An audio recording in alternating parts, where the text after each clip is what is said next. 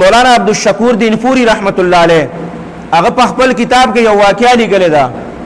هغه فرمایي چې ما په چوتنه کې په پنجاب کې بیان وکړو او چې بیان مې وکړ نو داسې را روانم په لاره باندې چې کله را روانم ما وکتل په د لارې په سیډ باندې په غاړه باندې یو کټ پروت دی او په هغې کې یو کس داسې چې دی هغه پروت دی او داسې په خپو باندې صادر اچولی دی او خپې مکمل پټې دي په هغه صادر کې. خدا ما چې وکتل مچان پې بنګېږي او ډېر پسخه حالت کې پروت دی. وی زه ورغلم هغه خواله چې کله زه هغه ته نږدې شوم خواله وله ورغلم نو زما لاس یې داسې ونیوه او ما ته وایي چې ستا د بیان اواز دلته راته او ما ستا هغه بیان اورېده خو زما د حالت چې کوم دی که نه دا د څه د وجې شوې دی تا ته پته ده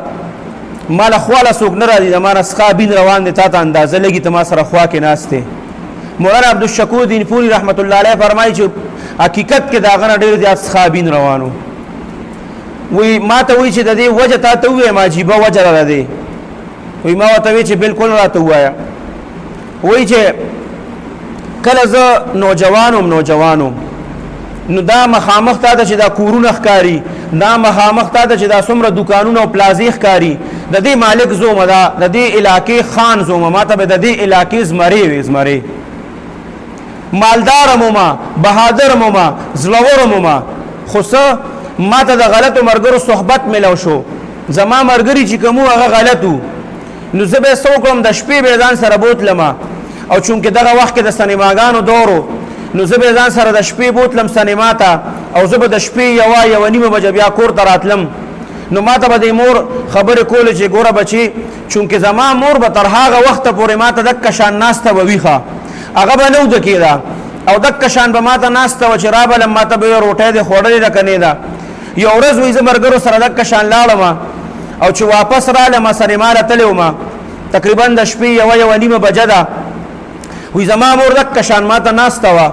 وی چې زه واپس رالم نو زما مور ما ته وی چې تا روټۍ دې خوړلې ده او ما ته مخې سره خبرې شروع کړې وینا یې راته شروع کړه په ما باندې د مور هغه خبرې او وینا ډېره زیاته بده ولګېده.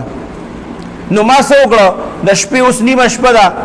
او داسې وخت د یوه نیمه بجه ده چې دکه ټیم د تهجدو ټیم یې اکثر او الله اخري اسمان ته راغلي او الله وی چې ما نه وغواړې ما نه څوک غوښتونکي شته چې وغواړي او دکه ټیم کې ما چپله راواغسته چپله او خپله مور مې په چپله باندې راګیره کړه او وخله مې حتی چې یو دوه چپلې د هغې په دې خوله باندې ما ووخله. وی چې کله په دې خوله باندې په چپله باندې ولګېده زما هغه مور نو اسمان ته وکتل او د سترګو نه اوښکې روانې شوې چې ای د عرش مالکه دا زوی تا نه ما د دې دپاره غوښتې و چې دا زوی نن راګیره کړی ما او ما وخي او په خوله مې وخي دا زوی ما تا نه د دې دپاره غوښتې و او بر اسمان ته کتل چې ای د عرش مالکه ما واخلې بس ما ځان ته وبلې زما دا زندگی نوره ختمه که زه دا د تکلیف زندگی نوره نشم تیرولی. کله چې دا چغې ووالې او بیا وی چې یا الله زما دا زوی چې دی دا ما ته ډېر ګران دی خو نن د زه په خوله په چپله باندې ووالم یا الله دې په دنیا کې د خلکو دپاره د عبرت نشان جوړ کې. بس وی چې دا یې ووی زم لاړم نیمه شپه وه زه لاړم خپل کټ ته وختم اوده شوم چې څنګه اوده شوم ګنټه نیمه به زما د اوده کېدو شوې وه چې زما په دې خپه باندې درد شروع شو. وی چې په خپه مې درد شروع شو هغه خپه زما د شپې چې زه سهار را پاسېدم هغه درد دومره سخت چې زما هغه خپه داسې پړسېدلې وه. زه فوراً ډاکټر له لاړم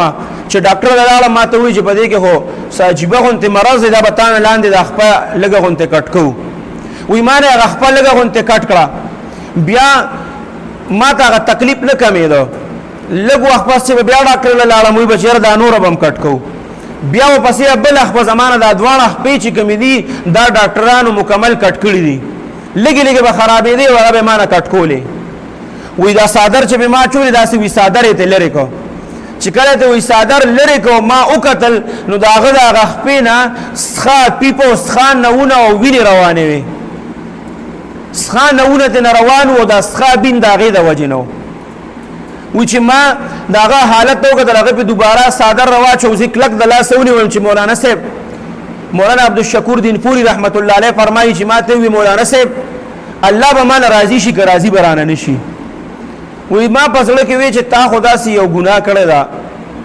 چې تاسو د الله معاملې ده او استاد امور معاملې ده کې منس کې زسته کول شم وی په دغه حالت کې هغه جړل او په دې کې هغه وفات شو لاړه د دنیا نه د دې په دنیا کې دا حالو